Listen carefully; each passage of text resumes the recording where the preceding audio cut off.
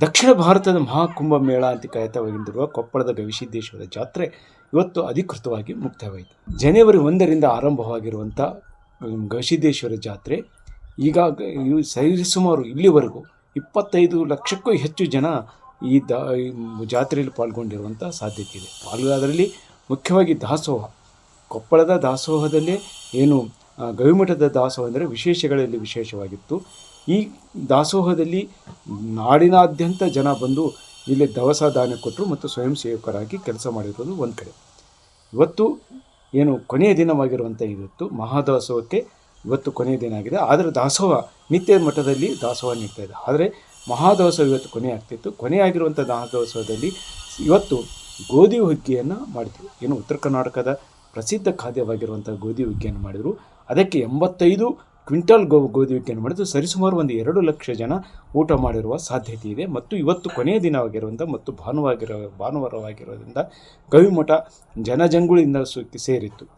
ಏನು 85 ಕ್ವಿಂಟಲ್ ಗೋಧಿ ಹುಗ್ಗಿಗೆ ಸುಮಾರು 50 ಕ್ವಿಂಟಲಷ್ಟು ಬೆಲ್ಲ, ಆ ಬೆಲ್ಲವನ್ನು ರೋಲರ್ ಮುಖಾಂತರ ರುಬ್ಬಿ ಅದನ್ನು ಹಾಕಿರೋದು ಒಂದು ಕಡೆ. ಸುಮಾರು 30 ಕ್ವಿಂಟಲ್ ಗೋಧಿ, ಕೊಬ್ಬರಿ, ತುಪ್ಪ, ಹಾಲು ಹೀಗೆ ಸವಿಯಾಗಿರುವಂಥ ಗೋಧಿ ಹುಗ್ಗಿಯನ್ನು ತಯಾರಿಸಿ ಇವತ್ತು ಊಟದಲ್ಲಿ ಮಾಡಿದ್ರು. ಮತ್ತು ಅದರ ಜೊತೆಗೆ ರೊಟ್ಟೆ ಮತ್ತು ಅವ್ರ ಭಕ್ತರು ನೀಡಿರುವಂಥ ಉಂಡೆ, ಈ ರೀತಿ ರವೆ ಉಂಡೆ, ಚಕ್ಲಿ, ಈ ರೀತಿ ಬಹುತೇಕ ಇವತ್ತು ಖಾದ್ಯ ವಿಶೇಷವಾಗಿತ್ತು. ಈ ಖಾದ್ಯ ವಿಶೇಷದಿಂದಲೇ ಗವಿಮಠದ ದಾಸೋಹ ಇವತ್ತು ವಿಶೇಷದಲ್ಲಿ ವಿಶೇಷವಾಗಿತ್ತು. ಜೊತೆಗೆ ಏನು ಭಕ್ತರು ಈಗಾಗಲೇ ಕಳೆದ ಭಾನುವಾರ ರಜೆ ದಿನ ಆಗಿರೋದ್ರಿಂದ ಸರಿಸುಮಾರು ಒಂದು 10 ಲಕ್ಷ ಜನ ಇಲ್ಲಿ ಸೇರಿದ್ರು. ಆದರೆ ಇವತ್ತು ಅಷ್ಟು ಪ್ರಮಾಣದ ಇಲ್ಲದೇ ಇದ್ದರೂ ಸಹ, ಅಂದರೆ ಮಧ್ಯದಲ್ಲಿ ಸಂಕ್ರಾಂತಿ ಬಂತು ಮತ್ತು ಬಿಡುವಿನ ಸಮಯದಲ್ಲಿ ಜನ ಬಂದು ಹೋದರು.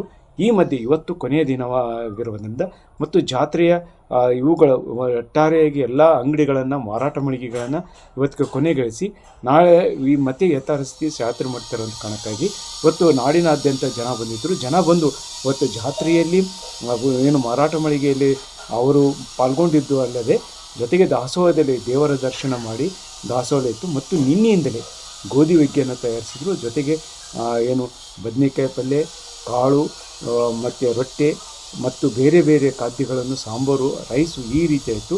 ಈಗ ಬಂದಿರುವಂಥ ಗವಿಮಠದ ಜಾತ್ರೆಗೆ ಬಂದಿರುವಂಥ ದವಸ ಧಾನ್ಯಗಳ ಲೆಕ್ಕ ಕೇಳಿದರೆ ವಿಶೇಷವಾಗಿದೆ. ಇಲ್ಲಿವರೆಗೂ ಸಿಕ್ಕಿರುವ ಮಾಹಿತಿ ಪ್ರಕಾರ ಸರಿಸುಮಾರು 1,000 ಕ್ವಿಂಟಾಲ್ ಅಕ್ಕಿ ಬಳಕೆಯಾಗಿದೆ. ಒಂದು 800 ಕ್ವಿಂಟಲಷ್ಟು ಸಿಹಿ ಖಾದ್ಯ ಮತ್ತು 6 ಲಕ್ಷ ಮೈಸೂರು ಪಾಕು, ಮಿರ್ಚಿ, ಹೀಗೆ ಬಗೆ ಬಗೆ ಖಾದ್ಯಗಳು ಗವಿಮಠದಲ್ಲಿ. ಶ್ರೀ ಗವಿಸಿದ್ದೇಶ್ವರ ಜಾತ್ರಾ ಮಹೋತ್ಸವ 2026 ವಿಜೃಂಭಣೆಯಿಂದ ಜರುಗಿತು. ಈ ವಿಜೃಂಭಣೆಯಿಂದ ಜರಗಲಿಕ್ಕೆ ಪೂಜ್ಯರ ಆಶೀರ್ವಾದ ಹಾಗೂ ಸುತ್ತಮುತ್ತಲ ಸದ್ಭಕ್ತರ ಪ್ರೀತಿ ವಿಶ್ವಾಸ ದಿಂದ ಈ ನಮ್ಮ ಜಾತ್ರೆ ವಿಜೃಂಭಣೆಯಿಂದ ಜರುಗಿತು ಅಂತ ಹೇಳಕ್ಕೆ ಇಷ್ಟಪಡ್ತಾ ಇದ್ದೀನಿ. ಸುಮಾರು 1ನೇ ತಾರೀಕಿನಿಂದ ಹಿಡಿದು ಇವತ್ತು 18ನೇ ತಾರೀಕಿನವರೆಗೆ ನಮ್ಮ ಜಾತ್ರೆ. ಇಂದು 18ನೇ ತಾರೀಕು ಅಮಾವಾಸ್ಯೆಯೊಂದಿಗೆ ನಮ್ಮ ಈ ಒಂದು ಮಹಾಪ್ರಸಾದ ಮುಕ್ತಾಯಗೊಳ್ಳುತ್ತದೆ.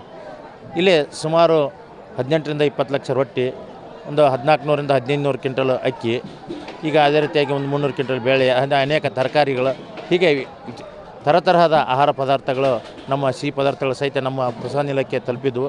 ಅದು ಬಂದಂಥ ಭಕ್ತರಿಗೆಲ್ಲ ಪ್ರಸಾದ ವ್ಯವಸ್ಥೆಯನ್ನು ಮಾಡಿದ್ವಿ. ಖುಷಿ ಆಗ್ತದೆ. ನಾವು ಈ ಊರೊಳಗೆ ಹುಟ್ಟೇವಂದ್ರೆ ನಮ್ಮದು ಏನೋ ಒಂದು ಪುಣ್ಯ ಅನ್ಕೋಬೇಕು. 18 ದಿವಸಗಳಾಯ್ತು. ವೆರೈಟಿ ತಿನಿಸುಗಳದಾವ ಇಲ್ಲಿ, ಸ್ವೀಟ್ಗಳು. ಈ ಸಲ ಮೈಸೂರು ಪಾಕನ್ನು, ಜಿಲೇಬಿ, ರವಾ ಉಂಡಿ, ಬೇಸನ್ ಉಂಡಿ. ಇವತ್ತು 18 ದಿವಸದ ಲಾಸ್ಟ್ ಡೇ. ಇವತ್ತು ದಾಸೋಗ, ಇವತ್ತು ಗೋಧಿ ಹುಗ್ಗಿ ಸ್ಪೆಷಲ್ ಇರ್ತದೆ ಇಲ್ಲಿ.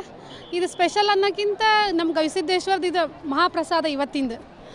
ಜಾತ್ರೆ ಒಳಗೆ ಎಷ್ಟು ಜನ ಇರ್ತಾರಲ್ಲ ತೇರಿನ ದಿವಸ, ಅವತ್ತಿನ ದಿವಸ ಏನು ಜನ ಇರ್ತಾರೆ ಇವತ್ತೇನೂ ಆ ಪ್ರಸಾದನ ಸ್ವೀಕರಿಸೋಕೆ ಜನ ಬಂದಿರ್ತಾರೆ ಇಲ್ಲೇ. ನಾವು ಈ ಜಾತ್ರೆ ಮಿಸ್ ಮಾಡ್ಕೋತೇವೆ ಇವತ್ತು ಲಾಸ್ಟ್. ಮತ್ತು ಯಾವಾಗ ಬರ್ತದ ಅಂತ ವೇಟ್ ಮಾಡ್ತೀವಿ, ಮುಂದಿನ ವರ್ಷಕ್ಕೆ ಯಾವಾಗ ಬರ್ತದ ಅಂಥೇಳಿ. ಗವಿಮಠದ ಜಾತ್ರೆ ಏನು ಅನ್ನ ದಾಸೋಹಕ್ಕೆ ವಿಶೇಷವಾಗಿತ್ತು. ಅದು ನಾಡಿನ ಜನ ಇಲ್ಲಿ ಬಂದು ದಾಸೋಹದಲ್ಲಿ ಪಾಲ್ಗೊಂಡು ಸಾಕಷ್ಟು ಪ್ರಮಾಣದಲ್ಲಿ ಜನ ಭಕ್ತಿ ಇದೆ. ಮತ್ತು ಇದು ಎಷ್ಟೇ ಜನ ಜಂಗುಳಿ ಬಂದರೂ ಸಹ ಅದನ್ನು ನಿಯಂತ್ರಿಸಿ ಬಂದಿರುವಂಥ ಎಲ್ಲರಿಗೂ ಯಾವುದೇ ನುಕ್ಕುಲಿಲ್ಲದೆ ಊಟ ನೀಡ್ತಾ ಇರೋದು ವಿಶೇಷವಾಗಿದೆ. ಈ ಕಾರಣಕ್ಕಾಗಿ ಕೊಪ್ಪಳದ ಗವಿಮಠದ ಜಾತ್ರೆ ವಿಶೇಷಗಳಲ್ಲಿ ವಿಶೇಷವಾಗಿದೆ. ಶರಣಪ್ಪ ಚಲಪೂರ್, ನ್ಯೂಸ್ 18 ಕೊಪ್ಪಳ. ನಿರ್ಭೀತ, ನಿಷ್ಪಕ್ಷಪಾತ, ವಿಶ್ವಾಸಾರ್ಹ ಸುದ್ದಿಗಳಿಗೆ ಮತ್ತೊಂದು ಹೆಸರಾಗಿರುವಂತ ನ್ಯೂಸ್ 18 ಕನ್ನಡ ಈಗ ಆಪ್ನಲ್ಲೂ ಲಭ್ಯವಿದೆ. ದಯವಿಟ್ಟು ಇಲ್ಲಿರುವ QR ಕೋಡ್ ಅನ್ನು ಸ್ಕ್ಯಾನ್ ಮಾಡಿಕೊಂಡು ಆಪ್ ಅನ್ನ ಡೌನ್ಲೋಡ್ ಮಾಡೋದಕ್ಕೆ ಮರಿಬೇಡಿ. ನಿಮ್ಮ ಬೆಂಬಲ ಹೀಗೆ ಸದಾ ನಮ್ಮೊಂದಿಗಿರಲಿ. ಧನ್ಯವಾದ.